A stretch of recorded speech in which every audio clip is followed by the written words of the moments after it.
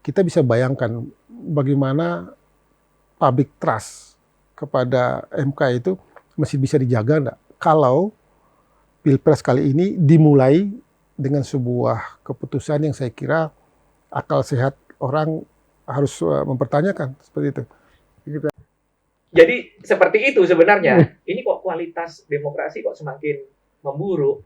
Kenapa demokrasi ini kok kemudian direduksi hanya soal elektoral, soal elektabilitas. Itulah kenapa etikabilitas kemudian dikesampingkan. Yang didahulukan adalah elektabilitas.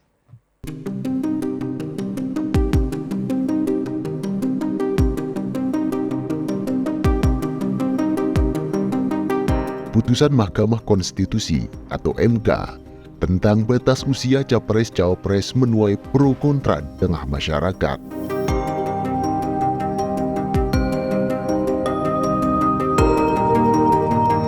Putusan MK ini berkarpet merah yang memuluskan langkah putra Presiden Joko Widodo, Gibran Raka Buming Raka, maju sebagai calon presiden.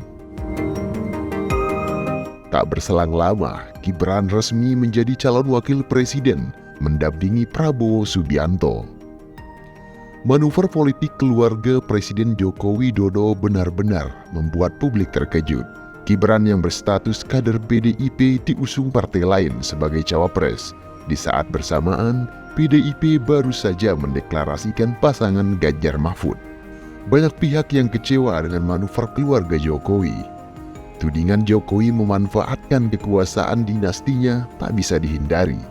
Mahkamah Konstitusi pun terseret dalam perhara politik Pilpres 2024. Ketua MK Anwar Usman yang merupakan paman dari Gibran di sidang Majelis Kehormatan Mahkamah Konstitusi atas dugaan pelanggaran etik.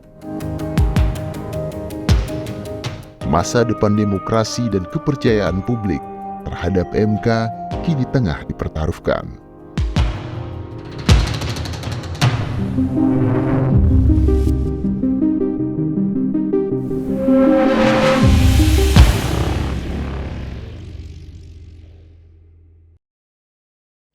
Halo Tribuners, jumpa lagi dengan saya Sirtu Pilaili di acara Trilogi, Tribun Lombok, Dialog dan Inspirasi. Dan bersama saya, Bang Adhar Hakim, pengamat kebijakan politik di Nusa Tenggara Barat. Selamat datang, Bang. Terima kasih undangannya. Ya, luar biasa makin segar dan ganteng, Abang. Dan tentu saja the one only, Bang Widodo Dwi Putro, dosen filsafat hukum dan etika profesi Universitas Mataram. Dua abang senior saya ini akan saja diskusi, ngobrol soal drama politik yang saat ini terjadi di Indonesia. Dan kita sudah menyaksikan masyarakat Indonesia dipertontonkan dengan drama politik yang luar biasa jelang Pilpres ini. Dan salah satu yang menjadi sorotan ada putusan MK, ada manuver keluarga Jokowi, ada drama-drama pengkhianatan, diksi-diksi yang muncul Bang Widodo dan Bang Adhar. Dan ini semua dipertontonkan ke masyarakat Indonesia, ke publik secara gamblang, kalau bisa kasarnya secara telanjang dipertontonkan. Dan kita masyarakat Indonesia sedang menyaksikan drama ini akan seperti apa gitu. Dan Bang Adhar, mungkin saya mulai dari Bang Adhar. Kita tahu bahwa gong drama politik di Indonesia itu dimulai ketika Mahkamah Konstitusi mengeluarkan keputusan mengumpulkan gugatan soal batas usia capres dan cawapres. Menurut Bang Adhar seperti apa ini putusan MK ini dulu? Ya, kalau kita lihat secara fundamental, secara mendasar, MK itu kan satu ide luar biasa dari bangsa ini untuk mengawasi pelaksanaan salah satunya dia soal-soal kontestasi politik di tanah Indonesia. Tak mau kemudian karena MK dinilai adalah suatu cita-cita besar bangsa sebagai pengawal konstitusi, sebutkan constitutional guardians, maka MK itu kemudian ditempatkan dalam selesai pasal di Undang-Undang Dasar 45. Tujuannya kan sangat jelas, tidak saja dalam skala besar dia menjaga konstitusi, tapi juga sebenarnya menjaga bangsa ini dalam praktek-praktek politik. Hal itu tertuang dalam ide-ide besar ketika MK itu dilahirkan. Kemudian itu diuji dalam usia perjalanan MK selama ini tidak proyek. Beberapa kali kan kita mendapatkan satu akta ujian ideal kepada MK, bagaimana pimpinan MK kemudian berdika. Itu kan sebenarnya sebuah jawaban yang cukup kuat untuk menjelaskan kepada publik, pada bangsa, bahwa MK ini diciptakan tak main-main. Kira-kira begitu. Tidak saja mau menjaga konstitusi, tapi juga menjaga bangsa. Bangsa. Kita tahu dua pimpinan MK itu kan sempat berhadapan dengan soal hukum. Kemudian tiba-tiba masyarakat Indonesia dikagetkan mengenai hal yang berhubungan langsung dengan praktek politik praktis. Sebut saja misalnya putusannya tentang usia calon wakil presiden. Nah, ini Kemudian seperti mengingatkan kembali kepada kita bahwa seperti apa sebenarnya bangsa ini ingin menempatkan MK. Saya tidak perlu lagi mengkaji lebih dalam karena ini kan sudah bergulir sekitar 2 mingguan ya, hampir 2 mingguan tentang putusan itu. Baik debatnya secara yuridis maupun secara politis. Yang paling penting di sini adalah sebenarnya saya sepakat dengan salah satu tokoh bangsa atau kemudian ahli hukum mengatakan MK telah melakukan sebuah kesalahan yang fatal. Kira-kira begitu ya. Secara umum misalnya MK bekerja sudah masuk pada ranah yang bukan kewenangannya, kira-kira begitu. Apa istilahnya? Maksudnya jadi alat politik gitu, Bang. Menjadi alat politik atau bukan alat politik itu kan debat yang lain ya. Karena orang kemudian menjustifikasi bahwa MK itu menjadi alat politik ketika putusan MK secara letterless menguntungkan satu kepentingan politik saja. Kira-kira begitu. Secara gamblang orang memang dapat mengartikan seperti itu dan saya kira publik tidak salah kalau melihat di mana sih sebenarnya ruang lingkup kerja MK. Putusan itu kan menggambarkan betapa gamangnya secara hukum, secara tegaknya kaki MK untuk memposisikan dirinya sebagai mahkamah penjaga konstitusi. Tetapi justru putusan-putusannya dinilai oleh banyak pihak telah keluar dari rel kewenangan konstitusi, mencampur adukannya dalam kewenangan-kewenangan yang ada pada ruang bukan lagi yudisial, tapi wilayah-wilayah legislatif. Ya. Legislatif. Itu kan orang kemudian legislasi official, orang yang mengatakan seperti itu. MK sudah masuk pada konteks seperti itu. Itu dalam norma hukum. Yuridis formil.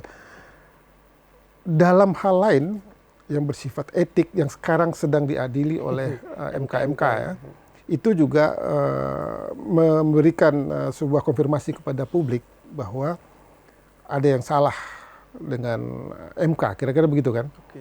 Sehingga memang ini orang menganggapnya serius bahwa ini tidak saja pertaruhan MK mau dibawa kemana, tapi sebenarnya lebih besar dari itu bangsa ini mau dibawa kemana.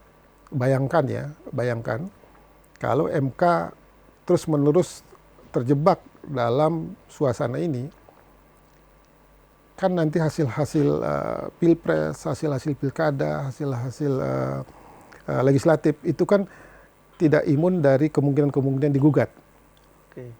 Ya, katakanlah pilpres. hasil Pilpres. Kita bisa bayangkan bagaimana public trust kepada MK itu masih bisa dijaga enggak kalau Pilpres kali ini dimulai dengan sebuah keputusan yang saya kira akal sehat orang harus mempertanyakan seperti itu.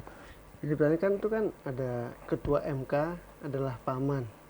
Ini kan bersamaan. Sebenarnya MK secara kan hanya mengabulkan gugatan dari penggugat gitu kan. Cuman ada momentum lain yang menyertakan sebenarnya. Sebenarnya di mana letak salahnya kan MK gugatan dan ada pemuda memberi kesempatan bagi yang muda gitu kan, dan sehingga tidak perlu menunggu terlalu lama jadi pemimpin di bangsa. Ya, saya nggak mau masuk ke dimensi itu ya. Saya ingin objektif aja, membiarkan MK untuk menyelesaikan tugasnya. Tapi secara prinsip, kalau orang yang backgroundnya ilmu hukum, itu memang melihatnya dari satu sisi ya. Perdebatannya seperti ini, mau memakai ketentuan aturan yang lebih lex generalis seperti ketentuan-ketentuan tentang undang-undang kehakiman yang menilai hakim itu memang tidak boleh mengadili pihak yang memang ada kaitan hubungan darah atau terserah pada derajat keberapa, atau undang-undang yang lebih lex spesialis tentang MK, kira-kira begitu kan. Itu kan perdebatannya kan panjang kan. Dan karena itulah saya kira tepat MK kemudian masuk untuk melihat ini agar apa, politik itu segera dihentikan. Karena kalau polemik politik tidak dihentikan, maka dia akan menggerus kredibilitas hukum itu sendiri. Padahal saya percaya hal-hal seperti ini hanya bisa diselesaikan oleh independensi MK dalam konteks hukumnya gitu loh. Oleh sebab itu baguslah MK cepat mengambil alih ini kemudian menyelesaikan ini. Dan sekarang sedang berlangsung ya, supaya tidak mengganggu juga ketika tidak ada penyelesaian. Nanti legitimasi misal kalian terpilih dari situ kan bisa jadi debat. Bang Widodo, ini kan MK kayak saya bilang tadi itu ada mengabulkan materi gugatan dari pemuda gitu kan. Lalu di mana sebenarnya salah dia gitu kan. Bahkan sekarang ada yang narik dia soal etika, dan di sidang ini karena dia kebetulan mungkin adalah paman dari si cawapres yang saat ini maju. Dari segi itu gimana Bang Widodo? Ya, kalau maksud Mas Afhar tadi soal umur itu kewenangan legislatif, bukan kewenangan yudisial. Dalam konteks ini Mahkamah Konstitusi. Nah, kalau soal etik itu kan soal moral. Memang dalam undang-undang kekuasaan kehakiman, hakim seharusnya mengundurkan diri. Kalau di situ misalnya ada konflik of interest, baik langsung maupun tidak langsung. Misalnya kalau ada hubungan keluarga. Tapi kemudian ada yang berpendapat, undang-undang kekuasaan kehakiman itu mengatur hakim di bawah Mahkamah Agung, bukan Mahkamah Konstitusi. Kan begitu? Iya. Kalau Mahkamah Konstitusi, lex spesialisnya ya undang-undang Mahkamah Konstitusi. Walaupun di undang-undang Mahkamah Konstitusi juga di sana menegaskan tentang prinsip imparsialitas. Itu. Nah, kalau secara etik misalnya yang dipertontonkan di muka publik kan begitu ya. Yang mengajukan misalnya, yang mengajukan permohonan judicial review salah satu partai PSI, ketuanya adiknya Gibran. Misalnya Kaisang, misalnya seperti itu, yang memberikan keterangan pemerintah dalam hal ini presiden. Kan begitu. Ini bacaan publik ya.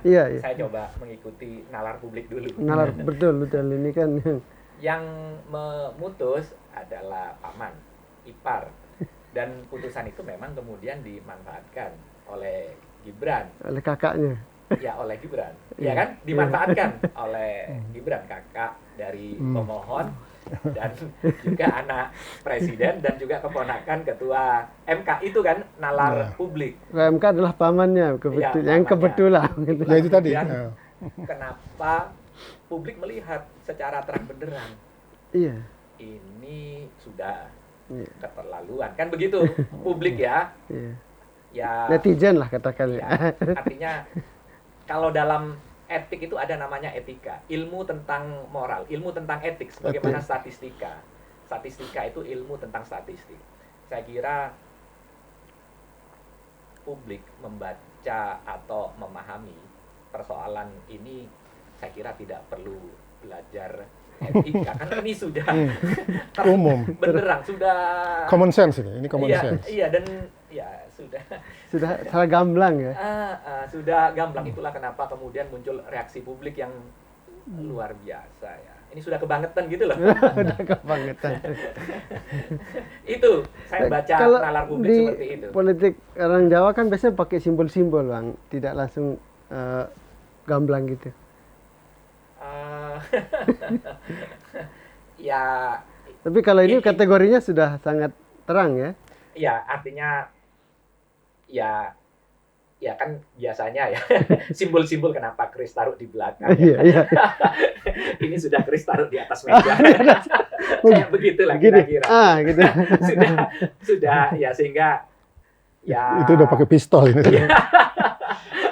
sudah seperti itu. Iya, iya. Itulah kenapa kemudian reaksi publik luar biasa. Akan seperti apa nanti maksudnya ini reaksi apa menurut Bang Widodo lihat ini kan sekarang sudah ada MK ini kan. MK menurut Bang Widodo dalam posisinya akan seperti apa nanti? Ya. Ini kan Jadi, juga kalau ini kan ya seawam-awamnya publik jelas mengetahui bahwa ini jelas pelanggaran etik ya. Dan derajat pelanggaran etiknya ya luar biasa. Karena ada yang mengatakan ini law as a tool of perfect crime atau sophisticated crime. Maksudnya apa? Kejahatan atau kemaksiatan politik itu kemudian menjadi sempurna ketika dijustifikasi oleh hukum atau putusan pengadilan. Ya itulah kenapa ya kemudian publik menganggap bahwa ini sudah keterlaluan. Sebenarnya sempurna, ya kejahatan atau kemaksiatan politik itu sempurna karena dijustifikasi oleh hukum. Apalagi putusan MK itu kan final and binding. Jadi di pasal 24C Undang-Undang Dasar 45 dan juga turunan dari konstitusi Undang-Undang MK mengatakan bahwa MK itu mengadili di tingkat pertama dan terakhir. Artinya memang mempunyai kekuatan mengikat. Nah, kalau sidang MK ini, nah kalau misalnya mampukah dia membatalkan atau kekuatan hukumnya seperti apa? Perkara nomor 90 tahun 2023 ini, misalnya apakah bisa MK membatalkan kan gitu? Ini kalau menurut saya tergantung aliran hukumnya. Iya, debatnya Mazhab panjang. hukumnya. Kalau aliran positivisme hukum dia akan berpegangan pada pasal 24C Undang-Undang Dasar dan Undang-Undang MK Dasar. bahwa putusan MK ini sudah Final and binding. Itu. Tapi kalau aliran hukum kodrat berlaku prinsip lex iniusta non est lex. Maksudnya begini ya, sederhana. Gimana ini? Jadi kalau hukum bertentangan secara terang benderang dengan prinsip-prinsip moral, maka ia tidak layak lagi disebut hukum. Karena apa? Karena ia dianggap telah mengalami pembusukan hukum. Begitu juga putusan hakim, kalau misalnya ditemukan pelanggaran etik yang luar biasa di dalamnya, walaupun itu putusan hakim yang berkekuatan hukum tetap, maka tidak layak dipatuhi, atau itu bukan putusan yang sah, dan itu bisa dibatalkan kalau itu aliran hukum kodrat. Nah, kalau saya dari dua aliran yang berseberangan secara dialektik, MK mestinya mencari sintesa atau sintesis. Nah, sintesisnya bagaimana? Putusan MK itu bersifat deklaratoir konstitutif. Maksudnya apa? Jadi bersifat deklarator konstitutif itu bahwa putusan MK itu bisa meniadakan, bisa juga membentuk hukum yang baru dan pelaksanaan putusan MK itu eksekusinya tidak memerlukan misalnya keterlibatan aparat dengan kekuatan memaksa, Eksekutor. tetapi bersandarkan pada kesadaran moral institusi atau orang untuk mematuhi, mengimplementasikan putusan MK. Nah, persoalannya kalau nanti MK misalnya menjatuhkan bahwa ini ada pelanggaran Skenario, kita coba skenario etik misalnya yang luar biasa misalnya. Apakah MK bisa membatalkan? Kan begitu. Iya. Nah, kalau secara hukum MK tidak bisa membatalkan putusan MK yang memang punya kekuatan final.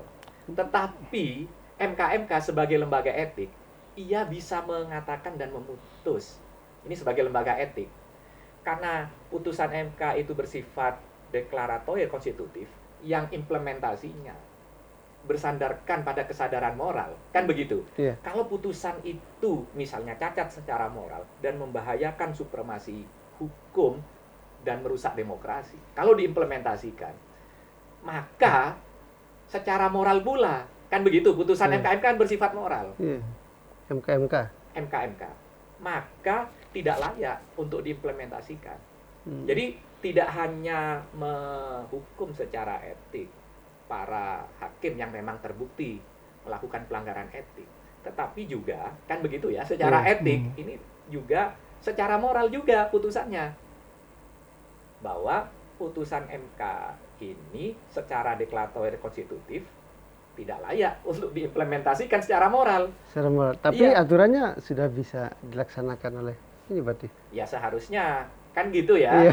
Karena ini membahayakan supremasi hukum. Begitu. Iya. Dan merusak demokrasi. Nah, Seharusnya begitu. Iya. Daya rusaknya itu. Maksudnya skenarionya kan ketika ini lah misalnya kalau kita misalnya ke skenario pertama MK dianggap melanggar kode etik misalnya atau etika gitu. Kemudian tadi putusannya bahwa secara moral kan artinya. Nah, apakah nanti itu dilaksanakan juga secara moral juga artinya. Tapi kan ini bersinggungan dengan penguasa yang punya agenda politik juga gitu kan. Nah, yang kalau misal kedua nanti tidak ada masalah, berarti jalan.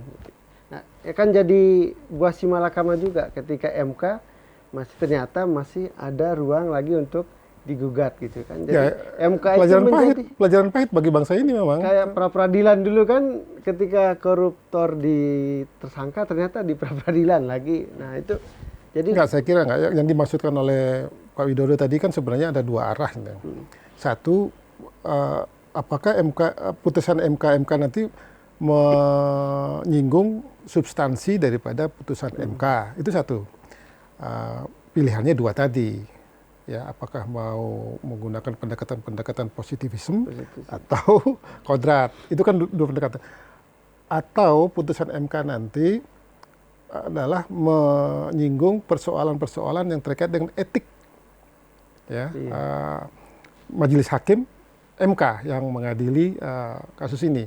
Kalau ini persoalannya, maka bersinggungan dengan positioning si hakim, mulai dari ketua sampai anggotanya. Nah, yang menjadi persoalan sebenarnya yang dinanti-nanti orang ini kan sebenarnya apa yang dijelaskan oleh Pak Widodo tadi kan soal substansi kepada putusan ini. Ya, kita bisa membaca lah. Secara politik, orang pasti berharap bahwa ada keberanian dari Mahkamah Konstitusi untuk membatalkan MK itu putusan MK gitulah. Cuman kan MK juga pasti menghitung ini apa dampaknya terhadap ini ya, karena setiap keputusan hakim itu keputusannya juga hukum itu harus mempertimbangkan asas kemanfaatannya gitu lah, selain asas keadilan dan lain-lain. Ini kan memang problematik bangsa kita memang sedang diuji betul dari tragedi. Saya mengatakan ini putranya tragedi ya. Tragedi hukum. Ya dalam bangsa kita memang sedang diuji betul. Nah, pilihan tadi dua itu aja. Pilihan itu mau menyinggung soal substansi dengan dua pendekatan teori hukum tadi itu, atau ya sudahlah kita batasi saja soal etika. Maka etika pilihannya copot si ketuanya, kan kira-kira begitu. Jadikan anggota biasa atau memang dipecat persoalan dicopot, dipecat ini kan kita punya dua presiden ya, dua keputusan. Tapi itu menyangkut hal lain, menyangkut isu korupsi, bukan isu politik. Publik dan para pendidikan kan, apakah itu bisa membatalkan? Ya itu tadi yang putusan yang dua teori tadi itu. Kira-kira begitu. Jadi memang ini ujian ya. Ini kan jadi mengurangi kepercayaan publik terhadap hukum jadinya, Bang. Yang sebenarnya ada strategi yang lain di luar yang tadi. Strategi yang lain, ada pihak yang mengajukan gugatan baru. Nah, pertanyaannya apakah ini nebis in idem? Karena objeknya sama. Nebis in idem di kasus yang sama. Nah, tetapi di Mahkamah Konstitusi, walaupun objeknya sama, itu diterima kalau dalil permohonannya, dalil konstitusinya berbeda. Walaupun objeknya sama. Nah, lalu memohon kepada MK, kan begitu, untuk menonaktifkan atau dismiss, atau misalnya orang-orang yang punya konflik of interest atas perkara yang dimohon itu untuk tidak sebagai anggota atau ketua majelis. Nah, kalau melihat kan begitu ya. Jadi ini kan komposisi hakimnya kemudian kan menjadi berubah. Kan begitu ya. Itu nggak apa-apa. Minta lagi. Ini kalau secara prosedur hukum. Jadi ya di sinilah di Indonesia ini kadang melihat etika politik yang kacau, yang disorientasi etik ini kadang tidak cukup menjadi orang pandai, tapi harus pandai-pandai. Harus pandai-pandai cari celah. Cerdas saja nggak cukup ya. Harus pandai-pandai cari celah. Luar biasa. Jadi ini kan kemudian pertanyaan publik itu gimana mengembalikan nanti kepercayaan publik terhadap hukum kita. Ya kata Bang Ara itu sedang diuji, Bang Widodo. Ini kan oke lah, terlepas dari keputusan nanti. Ini terus terang publik tadi, netizen, apalagi netizen di zaman digital ini, orang sudah menonton semua dengan sangat terang benerang, lihat media sosial dan sebagainya. Ya, ini sebagai contoh ya, bagaimana krisis kepercayaan publik terhadap lembaga tinggi negara, misalnya sekarang MK. MK, orang-orang yang duduk sebagai hakim di Mahkamah Konstitusi itu bukan hanya ahli hukum, seharusnya ia juga seorang negarawan. Nah, kalau perilaku negarawan, misalnya, ya yang dipertontonkan publik bukan saja pragmatis, tapi sudah oportunistik, lalu apa yang bisa diteladani oleh publik kalau negarawan, ya orang yang seharusnya menjadi negarawan, mengajarkan kebohongan, lalu apalagi, nilai apalagi yang diajarkan kepada publik. Kan begitu ya. Sementara kepercayaan itu kan berdiri di atas nilai-nilai kejujuran. Nah, kalau orang yang seharusnya menjadi negarawan mengajarkan kebohongan atau menutupi satu kebohongan dengan kebohongan yang lain, misalnya, lalu nilai etik apa lagi yang diajarkan kepada publik? Jadi itu pertanyaannya yang harus kita jawab ini. Bang, ada harapan saya bertanya ya. Coba menjawab Bang Widodo tadi itu, kita harus gimana nih sebagai publik?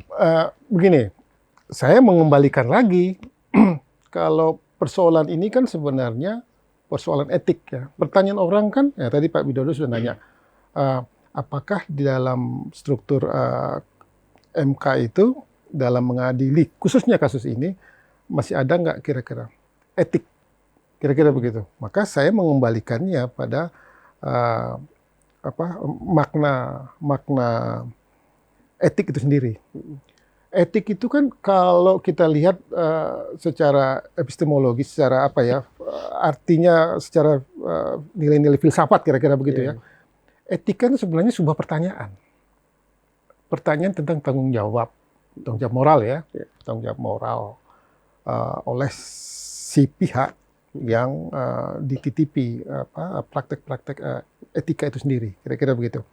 Nah, sementara kalau kita melihat konteks politiknya, kalau kita kaitkan dengan etika politik, kira-kira begitu, etika politik masa depan, jangan salah, politik itu sendiri sebenarnya satu tools, satu mekanisme untuk melaksanakan aturan, Betul.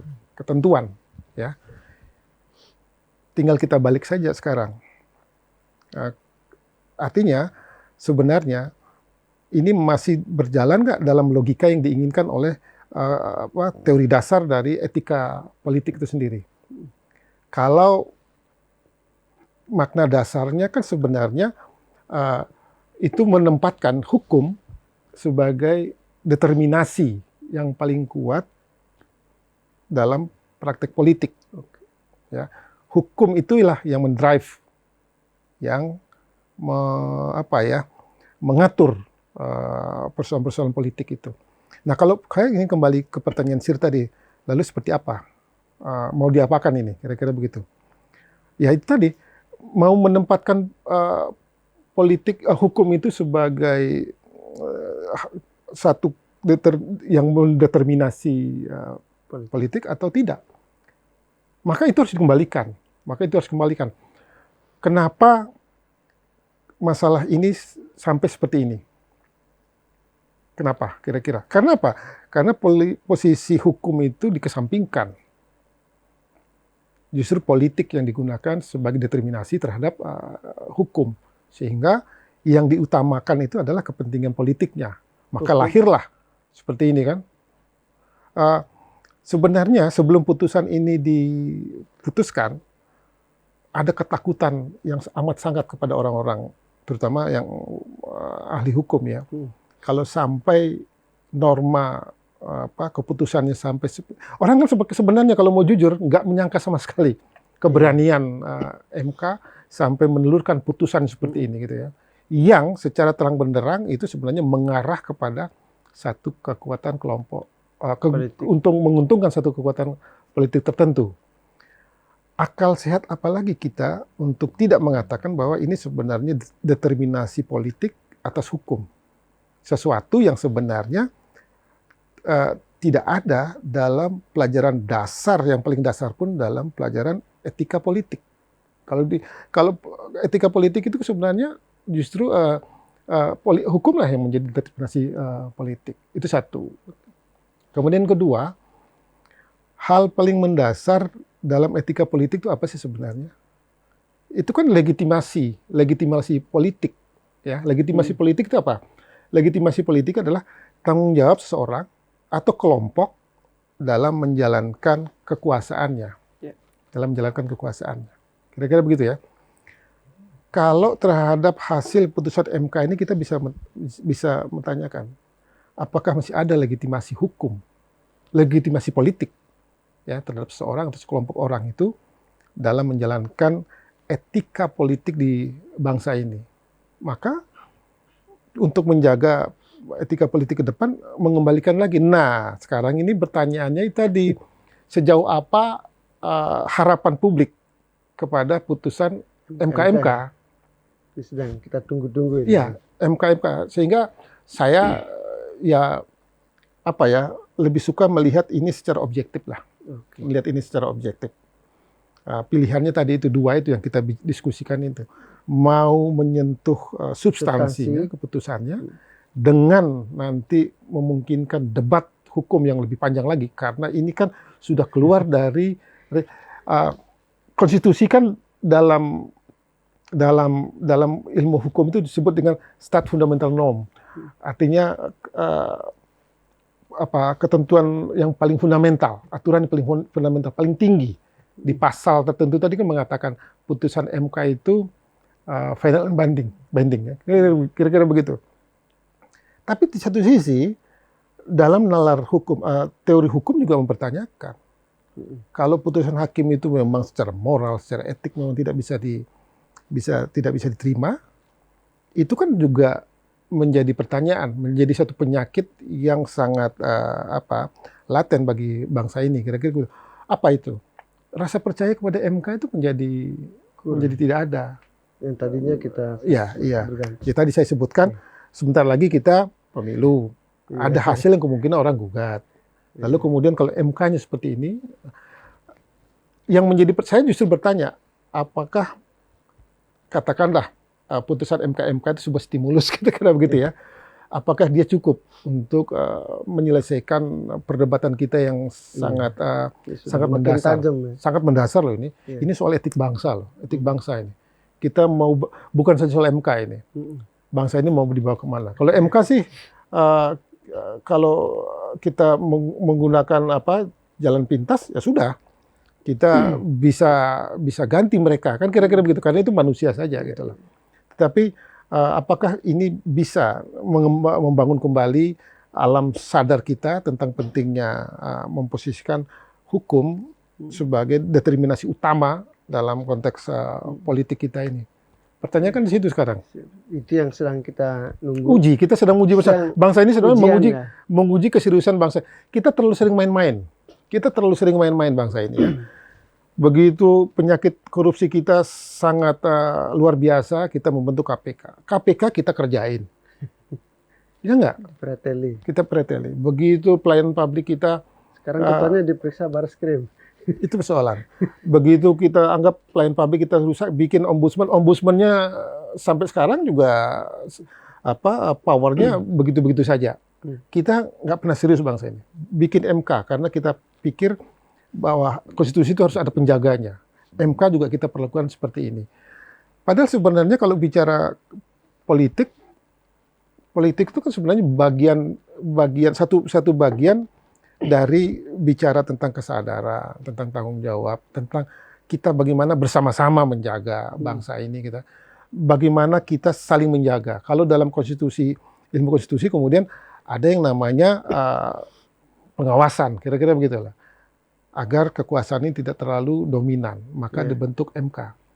Tapi MK sendiri diperlakukan seperti ini. Nah, kita bisa melihat, kita serius nggak sebenarnya sebagai sebuah bangsa? Ini pertanyaan besar yang kita harus jawab. Apa sekarang bangsa Indonesia menjaga Mahkamah Konstitusi dan lebih mendasar lagi menjaga hukum di negara Indonesia yang katakan Panglima sebagai Panglima hukum. Dan soal ini kita masih nunggu keputusan MK yang masih dramanya masih berlanjut. Tapi soal etika lagi, etika politik kan, ini putusan MK ada keberlanjutannya terkait dengan agenda politik, sehingga salah satu capres katakanlah putra presiden nyapres dan sebagainya, dan kita belum selesai dikejutkan dengan putusan MK, sudah ada manuver politik bahwa keluarga Jokowi katakanlah dari yang selama ini disokong oleh PDI, kemudian anak menantunya jadi kepala daerah sampai jadi presiden, sekarang mencalonkan anaknya putra dari Gibran itu putra, tidak bisa kita hindar juga kayak tadi kita mau bilang tidak bisa kita pakai kode lagi nih Pak. Jadi menjadi cawapres dari partai lain, etika politik lagi kita dipertontonkan dengan ini di luar dari konteks hukum ya.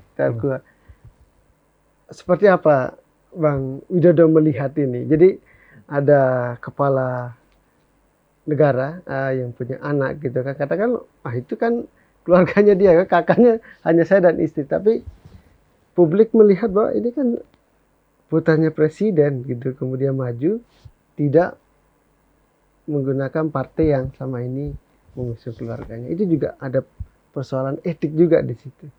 Bang Widodo melihat seperti apa?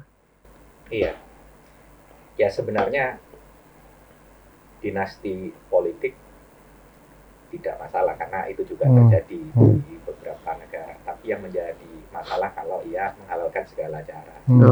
Ya, seperti menggunakan pengadilan misalnya untuk menjustifikasi atau memberikan karpet merah pencalonan anak presiden, dan juga menggunakan hubungan emosional dengan paman iparnya. Itu kan yang menjadi masalah. Kalau misalnya ia meniti karir politik dari bawah, kemudian ia menunjukkan prestasinya sehingga sistem meritokrasi berjalan, saya kira publik juga tidak masalah. Tidak masalah. Nah, persoalannya ya ketika politik dinasti itu menggunakan atau menghalalkan segala cara, itu yang kemudian menjadi masalah. Nah, sebenarnya Soal kalau pakai partai lain di luar itu juga itu biasa di Indonesia. nah begini di ini ya, jadi Jadi dramanya juga Jadi, bertambah dengan itu sekarang ini ini. juga yang kemudian juga salah kaprah di politik. Heeh. Di politik itu seolah-olah kan begitu ya, Iya. dan ini yang dipertontonkan dan kemudian diwariskan kepada anak-anak muda. Jadi bahwa di politik itu tidak ada kawan abadi, juga tidak ada musuh abadi. Yang abadi adalah kepentingan. Pentingan Dan itu kemudian dianggap wajar. Dan itu dipertontonkan. yang diajarkan kepada anak-anak muda yang nanti juga mereka akan Melanjutkan. melanjutkan. Kan begitu ya. Itu. Padahal ini sebagai contoh misalnya. Iya. Ketika SBY mencalonkan diri sebagai presiden, sebelumnya dia mengatakan ketika misalnya di hadapan Mega dia tidak akan mencalonkan. Memang hak untuk mencalonkan, tetapi ya secara manuver politik dia mengatakan tidak akan mencalonkan lalu mencalonkan. Lalu seperti semacam kutukan. Ketika anaknya misalnya AHY misalnya ya, AHY dia sudah ada deal, ada kontrak kalau dia nanti akan menjadi wakil dari Anies misalnya. Tapi kemudian dilangkahi. Iya, ditelikung ya. Iya. Kemudian seperti ada kutukan, seperti karma begitu. Dan sekarang misalnya ya seperti Jokowi misalnya mengkhianati partainya itu sendiri. Dan itu dianggap biasa-biasa saja, itu dianggap wajar manuver-manuver itu dalam politik karena ada semacam pembenaran, bukan kebenaran ya. Ada semacam pembenaran bahwa di politik tidak ada kawan abadi, tidak ada musuh abadi, yang abadi kepentingan. Dan sehingga itu sekarang dianggap ya begitulah politik. Politik itu lantainya licin. Padahal seharusnya tidak seperti itu dalam politik. Sehingga kenapa dalam politik ada kader partai, ada regenerasi. Tetapi kalau kita lihat seringkali ada pembenaran. Misalnya satu kader partai lalu berpindah ya semacam kutu loncat ke partai lain yang mungkin saja secara ideologi berbeda. Partai sebelumnya ketika ia menjadi kader partai lalu berpindah ke partai lain yang secara ideologis berbeda dan itu dianggap wajar. Kan begitu ya, padahal partai itu seharusnya memperjuangkan ideologi, nilai-nilai partainya. Lalu koalisi antar partai misalnya kadang tidak masuk akal, padahal mereka secara visi misi berbeda. Ya walaupun ideologinya ideologi Pancasila, tetapi platform partai berbeda, tetapi bisa berkoalisi kalau di situ memungkinkan kepentingan untuk bersama satu perahu, tetapi kemudian bisa bubar untuk periode berikutnya membentuk koalisi yang berbeda. Saya melihat rezim ini belajar dari rezim sebelumnya dan rezim sekarang. Ini disebut rezim despotik. Mereka pandai membuat koalisi, juga pandai menegasikan oposisi, tetapi mereka tidak pandai, misalnya membuat program misalnya mengurangi kesenjangan sosial, membuat program-program redistribusi atau perombakan struktur kesenjangan sosial yang begitu timpang di Indonesia antara orang kaya dengan orang miskin. Tetapi mereka, ya para politisi ini berakrobat membuat koalisi, menekan oposisi, dan oposisi nanti kalau berkuasa juga akan melakukan hal yang sama, bagi-bagi kekuasaan untuk keluarga dan tim sesnya. Tetapi mereka tidak mempunyai kemampuan. Program apa misalnya yang ditawarkan dan diimplementasikan untuk keadilan sosial misalnya, untuk kesejahteraan masyarakat misalnya. Saya melihat tidak seperti itu. Jadi ya karena jangan-jangan ideologi mereka. Mereka bukan memperjuangkan ideologi atau ideologi tanda kutip ya, kalau ideologi Pancasila kan sudah clear. Maksudnya ideologi partainya. Ideologi, platform, nilai-nilai. Nilai-nilai. Tetapi sebenarnya ada missing link antara representatif dengan masyarakat yang diwakilinya. Artinya mereka lebih sibuk memperjuangkan kepentingan dirinya, kepentingan kelompoknya, kepentingan keluarganya dibandingkan kepentingan rakyat yang diwakilinya. Itulah kenapa justru demokrasi yang seharusnya satu suara untuk satu orang untuk satu suara, tidak peduli apakah suara sekjen partai, suara rektor, suara kusir jidomo, satu orang satu suara. Tetapi kenyataannya justru dalam sistem demokrasi kesenjangan sosialnya semakin tinggi.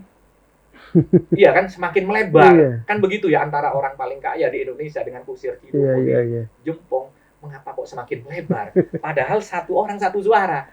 Nah, saya lebih suka sebenarnya bicara soal kualitas demokrasi dibandingkan ini konspirasi, misalnya ini pasangan siapa dengan siapa, misalnya seperti itu. Ya, jadi seperti itu sebenarnya. Ini kok kualitas demokrasi kok semakin memburuk. Kenapa demokrasi ini kok kemudian direduksi hanya soal elektoral, soal elektabilitas. Itulah kenapa etikabilitas kemudian dikesampingkan. Yang didahulukan adalah elektabilitas. Misalnya seperti itu. Bagaimana sebenarnya posisi etika dalam politik ini? Kan yang penting capai tujuannya kan. Bahkan melakukan segala cara, kayak Machiavelli kan semua cara konsepnya itu. Apakah di mana sebenarnya posisi etika dan termasuk ideologis politik saat ini, Bang? Ya, seharusnya etika diletakkan lebih paling atas tinggi dibandingkan strategi untuk memenangkan elektabilitas.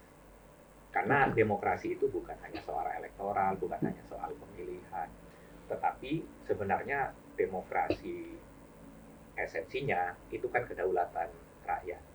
Ketika etika di bawah strategi untuk pemenangan elektability atau elektabilitas, ketika etikabilitas didudukan lebih rendah dibandingkan elektabilitas, bahayanya rakyat memilih bukan memilih dengan memeriksa isi kepala atau integritas isi hati si politisi, tetapi memeriksa isi dompetnya, isi kantong, isi tas. Ya itu, karena yang dikedepankan elektabilitas bukan etikabilitas.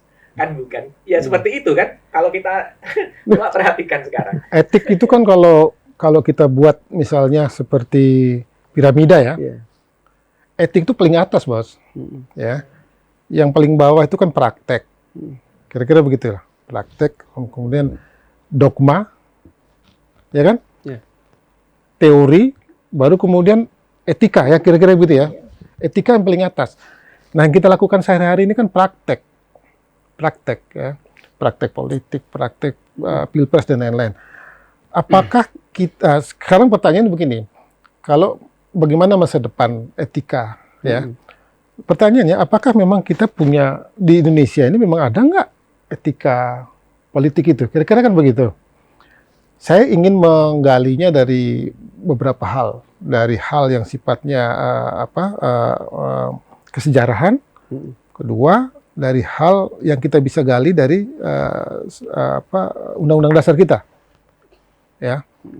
Kalau di undang-undang dasar kita sebagai konstitusi mengajarkan betul tentang etika politik itu, Bang. Maka kalau kita buat kesimpulan ya di dalam konstitusi kita, sebenarnya ada 3 garis besar yang memang dia harus selalu linear loh dalam prakteknya.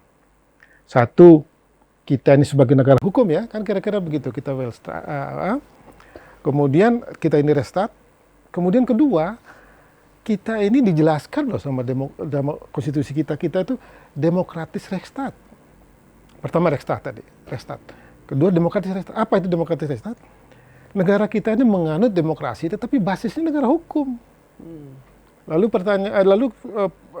sisi yang ketiga, kalau ada negara hukum, kalau ada demokrasi, untuk apa? Kira-kira begitu ya. Untuk apa ini dijawab oleh konstitusi? Untuk yang namanya sustainable welfare. Apa itu? Kesejahteraan yang berkesinambungan. Nah, sebenarnya tugas politik kan menghasilkan kesejahteraan yang berkesinambungan. Kenapa seperti ini yang dijelaskan oleh Pak Widodo tadi itu kan sebenarnya karena kita tanpa sadar kita sudah membuat politik kita itu semacam hanya politik-politik yang sifatnya prosedural. Kalau ada pilpres, wakilnya maka dipilih, mekanismenya seperti ini. Prosedural. Dan pragmatis. Pragmatis. Kita betul-betul seperti takut menghindari hal yang sifatnya substantif. Substantif itu apa? Itu tadi yang disampaikan oleh Pak Widodo. Kita ingin mencari pemimpin yang gimana, yang banyak isi kantong atau banyak isi otak nggak? Walhasil kita memang nggak bisa melihat itu karena mekanisme kita lebih banyak kepada konteks prosedural. Nah, lalu pertanyaannya, apakah kita betul-betul nggak negara ini, bangsa ini bukan negara, bangsa ini melahirkan sebuah ide etik politik? Iya, coba kalau sempat nih gali lagi itu bagaimana perdebatan-perdebatan dalam para founding fathers kita, pendiri bangsa kita, dalam sidang-sidang BPUPKI. Itu kan dua kali masa sidang ya, 2 kali masa sidang. Kenapa? Karena perdebatannya panjang. Perdebatan mereka betul-betul hanya menjawab dua pertanyaan besar di antara mereka. Kamu betul-betul bertanggung jawab nggak kepada bangsa ini yang kamu ingin akan bangun? Kalau kamu bertanggung jawab, tugas apa yang kamu ingin ambil? Itu loh. Maka perdebatan antara Hatta dengan Soekarno, ya antara Supomo dengan Syahrir, kira-kira kan begitu. Itu kan memperdebatkan semacam saling mempertanyakan. Misalnya Hatta ditanya oleh Supomo, Hatta, kalau kamu betul-betul menghormati asas-asas kekeluargaan, koperasi, saya khawatir jangan-jangan kamu mengesampingkan proses-proses demokrasi. Itu pertanyaannya. Pertanyaannya Syahrir kepada Soekarno juga begitu. Kalau Soekarno, kalau Anda ingin mendorong konsep-konsep kekeluargaan, demokrasi kekeluargaan, ya kira-kira begitu. Saya ingin tanyakan, kamu masih menghormati nggak asas-asas demokrasi yang sebenarnya? Perdebatan mereka tuh luar biasa, etik, betul-betul basisnya pada etik. Karena apa? Mereka bicara tentang substantif, bukan prosedural. Nah, maka ketika itu digeret semakin ke sini, kita semakin kehilangan hal seperti itu. Cara-cara bagaimana misalnya, ini kan soal taktis, bahwa yang paling asik dijadikan wakil presiden ini si A. Maka buat sebuah mekanisme agar tetap si A ini bisa menjadi wakil. Ini kan sebenarnya soal-soal yang prosedural, bukan substantif, taktis. Apapun caranya, termasuk memanipulasi kewenangan Mahkamah Konstitusi. Kita semakin jauh dari etik karena itu tadi kita menuhankan prosedural itu. Kita kita menjadi bangsa yang takut kepada hal-hal yang sifatnya moral, hal-hal yang sifatnya etis. Itu seolah-olah kita anggap sesuatu yang sangat mengganggu. Udahlah, pragmatis saja. Politik itu hal-hal yang menyenangkan, gampang. Ya. Kita seperti itu tadi, seperti sudahlah, kamu boleh menjadi lawan saya hari ini, besok kita bisa berteman karena kepentingan itu. Saya kira ini kan terlalu menggampangkan, ya. Pragmatis betul kita melihat. Padahal politik itu ya sesuatu yang mulia, yang etik, yang penuh dengan moral, sesuatu yang nggak bisa main-main menempatkan ini. Saya kira ada hidup banyak orang kan. Kita jangan-jangan kita salah mengkut konsep-konsep etik, konsep moral dalam kita seperti di-drive betul. Itu tadi yang saya katakan ya. Politik terlalu mendrive kita sehingga kita melihat salah dan benar itu dengan konsep-konsep yang pragmatis.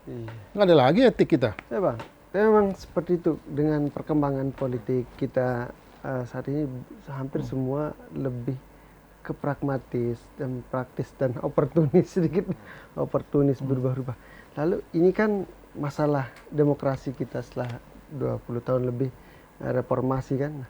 dari mana harus kita perbaiki ini? Kan ada partai politik sebenarnya, tapi partai politik yang kita harapkan juga mereka terjebak pada kepentingan-kepentingan. Dan ini kira-kira ada ide dari Bang Adhar, Bang Widodo, dari mana harus kita perbaiki? Saya masih percaya partai politik itu sebagai bagian dari sebuah tools yang sangat penting dari proses-proses demokrasi. Saya masih percaya pada konteks itu ya. Tetapi sekali lagi saya mengembalikannya pada konteks politik yang sebenarnya. Yang saya sebutkan tadi, itu jelas kok mendefinisikan bahwa politik itu kan sebuah metodologi untuk mengatur, ya konteksnya mengatur suatu tujuan gitu loh. Tujuannya apa? Tadi itu sustainable, kesejahteraan yang berkelanjutan ya. Maka konteks mengatur itu harus kita terjemahkan dari kekuatan determinasi hukum dalam praktik-praktik politik. Kita sebenarnya sudah berkali-kali kok menemukan fakta betapa rusaknya kalau politik terlalu mendeterminasi hukum. Tetapi ingat, kita seperti keledai, ya. Terantuk berkali-kali, tapi kita happy-happy saja untuk mengulang-ulangnya. Kita bangsa ini pernah menyesal, betul-betul sangat menyesal nggak sih? Nggak pernah. Kayaknya kita ini, saya harus menggunakan istilah agak bebal kita dalam konteks melihat mengulang-ulang kesalahannya itu. Maka saya mengajak mengembalikan dalam konteks politik yang sebenarnya, ya politik hukum atau politik yang sebenarnya, determinasi hukumlah yang harus menjadi panglima, harus mendrive soal-soal politik kita.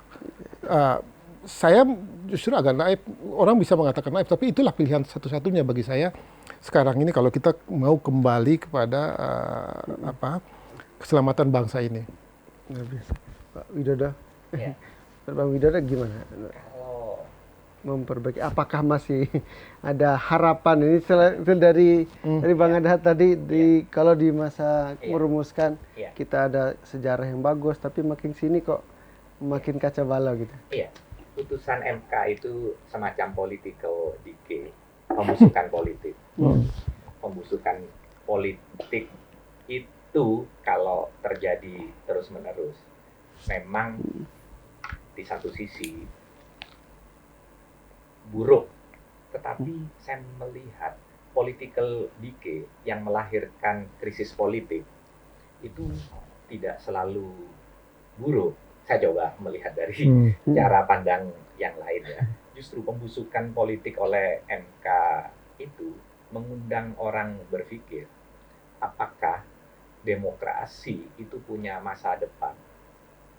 Atau kita perlu memikirkan sesuatu yang lebih baru.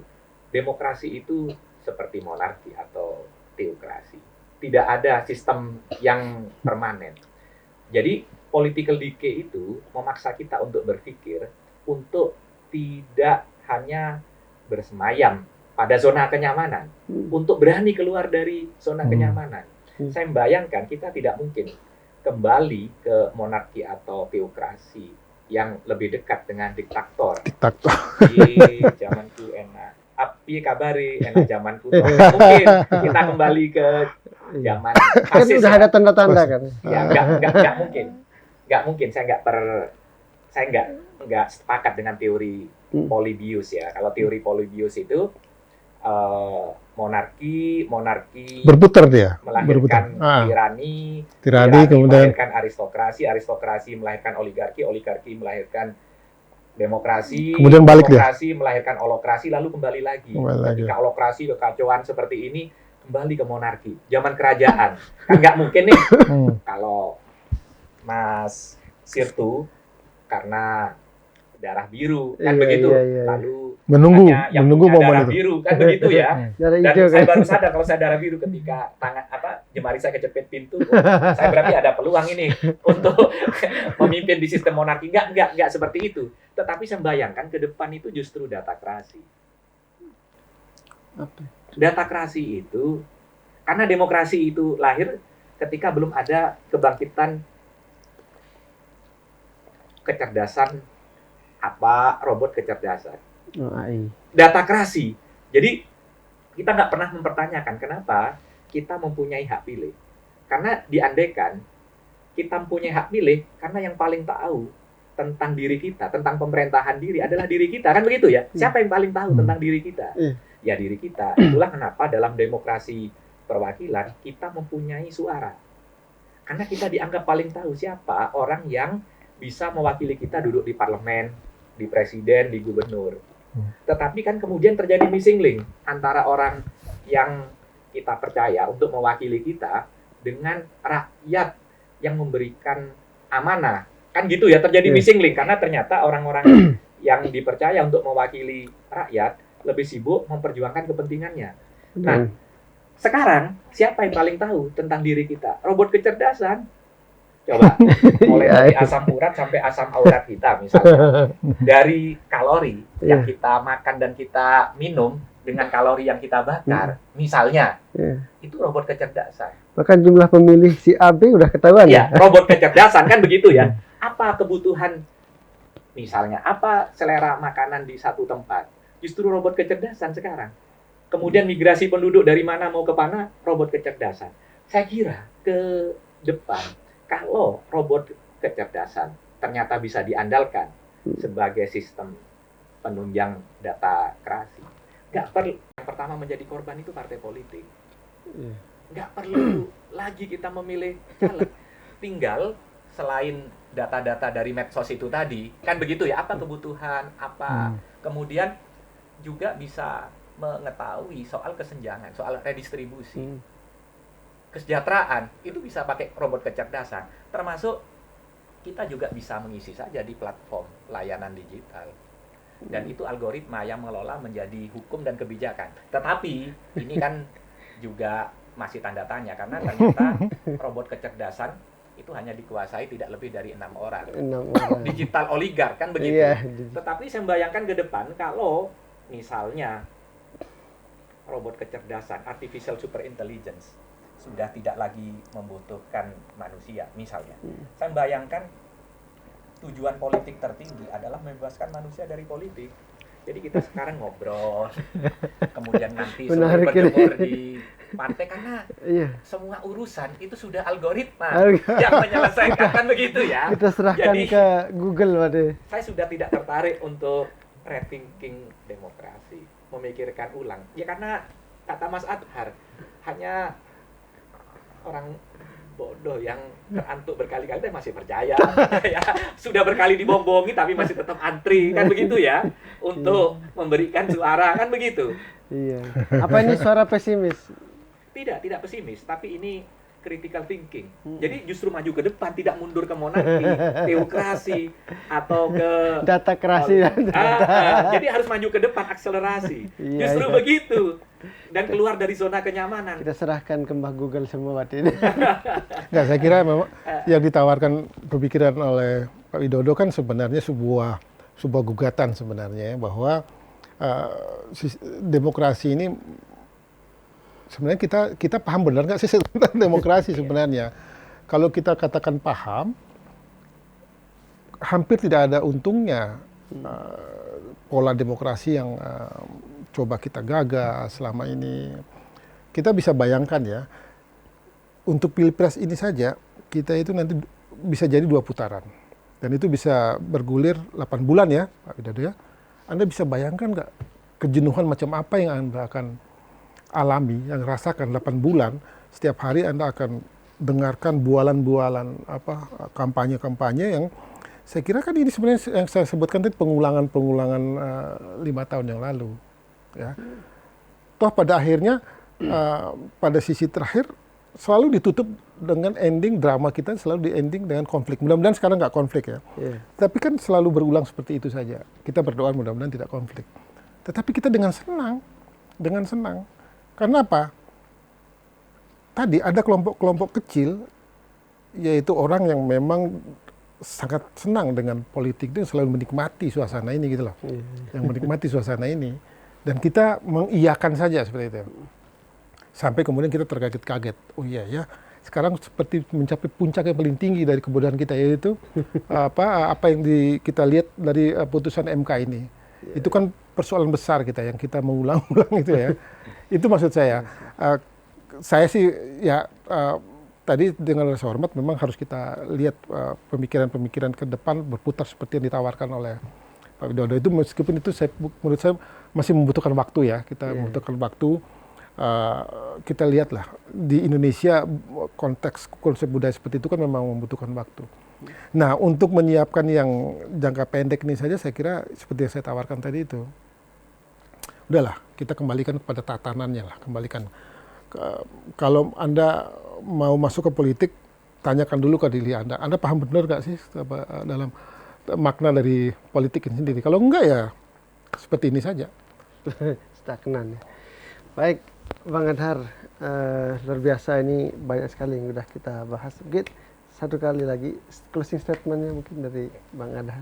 Atau Pak Widodo dulu. Widodo, boleh? Ya, jadi ya kan saya sebagai akademisi itu tugasnya sederhana, tapi tidak mudah mempertanyakan. Mempertanyakan sesuatu yang belum ada jawabannya, atau memikirkan yang memang tidak mudah untuk dipikirkan. Tuting anti kembal, atau mempertanyakan sesuatu yang belum ada jawabannya. Nah, saya kira ya kita harus berani keluar dari zona kenyamanan. Political decay ini memang melahirkan krisis, dan krisis itu tidak selalu buruk. Krisis itu mendorong kita untuk berani berpikir kritis, bahkan keluar dari zona kenyamanan. Jadi itu kalau ya apakah ya saya pikir tidak ada sistem yang abadi, termasuk demokrasi. Dan political decay, pembusukan politik itu juga ada hikmah. Tidak selalu buruk. Memang melahirkan krisis, tapi krisis tidak selalu buruk. Itu mendorong kita, apakah demokrasi ini sebagai sistem yang patut dipertahankan. Kalau betul dalam perkembangan, ini kan secara global. Kalau datakrasi nanti sebagai alternatif, korban pertama adalah partai politik. Partai politik. Karena tidak lagi diperlukan mubazir. Karena sudah terbukti berkali-kali terjadi missing link antara orang yang mewakili dengan orang yang diwakili. Untuk apa kan begitu ya? Adanya partai politik. Kan begitu. Itu kan sama seperti penjaga palang pintu tol sudah tidak diperlukan lagi karena ada mesin kecerdasan. Atau security semakin lama jumlahnya dikurangi karena ada CCTV, misalnya seperti itu. Kan begitu ya? Iya. Kan begitu, kan banyak pekerjaan-pekerjaan yang dikurangi, apalagi kan begitu. Kalau selama ini orang-orang yang duduk di parlemen kan tidak ada masa batas. Semua ini kan masa ada batas periode, ada pensiun. Yang tidak mengenal pensiun itu politisi yang duduk di parlemen. Kan begitu ya? Nah, nanti yang membatasi, yang mengurangi peran mereka atau yang menegasikan, yang meniadakan, ya datakrasi. Robot kecerdasan yang paling tahu apa kebutuhan publik. Dan mereka belum ditemukan robot kecerdasan yang punya hati nurani. Itu salah satu kelemahan. Tapi kelebihan yang lain, mereka tidak punya hasrat, tidak punya nafsu untuk mengendutkan rekeningnya. Menarik ini semacam lompatan. Dan mau kembali ke teori lama. Saya mengikuti Mas Adhar tidak mau terantuk. Iya, mengulangi terantuk untuk kesekian kalinya. Iya, kita menarik datakrasi. Terima kasih. Bang Adhar. Nah, menuju datakrasi itu kan itu loncat ya, satu loncatan ya.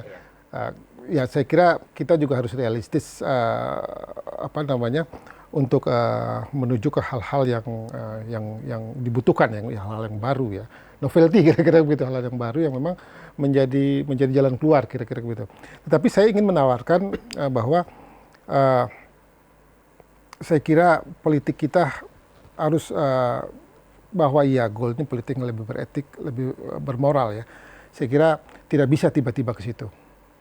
Maka kanal ruang pengawasan publik ya kepada politik harus difasilitasi oleh open policy semacam open policy manajerial ya dalam setiap konsep-konsep politik kita ya.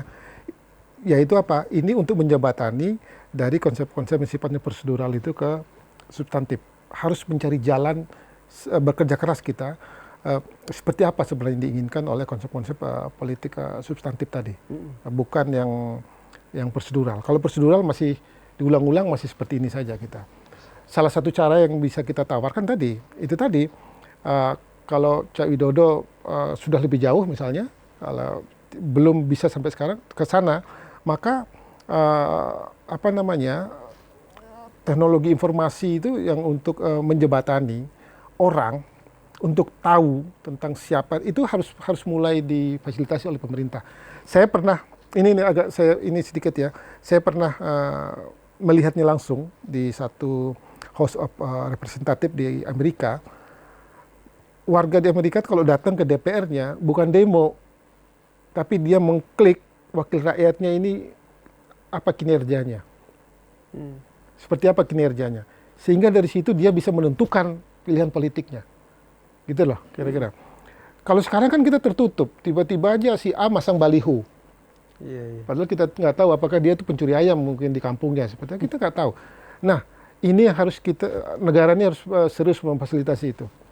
Dia pilpres, maka publik harus punya tempat untuk mengklik, mengetahui kesejarahan dia. Dan itu bisa dipertanggungjawabkan. Negara tidak semacam online sekarang ini yang orang kemudian meragukannya. Maka dibuat satu aplikasi, dibuat satu ruang, publik itu bisa menjelajahi secara teknologi informasi semua kepentingan politiknya. Itu menuju ke politik yang sifatnya substantif, bukan lagi formal, prosedural. Baik, terima kasih Bang Adhar, Bang Widodo. Sudah banyak sekali yang kita perbincangkan. Bagaimana ini masalah berat sekali yang kita ngobrolkan di sesi ini. Intinya bangsa Indonesia sekarang sedang mengalami ujian cukup berat ya, ujian demokrasi, ujian penegakan hukum. Dan kita harap semua bisa sesuai harapan ya. Ke depan makin bangsa kita lebih baik lah gitu. Baik, terima kasih Bang Adhar, Bang Widodo. Sama-sama. Mudah-mudahan tidak bosan-bosan ngisi diskusi di trilogi, Tribun Lombok dan Inspirasi. Baik Tribuners, itu tadi bincang-bincang kita. Semoga bisa memberikan inspirasi dan penyadaran, istilah pencerahan bagi kita semua termasuk diri saya. Kita jumpa di edisi trilogi berikutnya. Assalamualaikum warahmatullahi wabarakatuh. Waalaikumsalam. Terima kasih Bang Adhar. Sehat.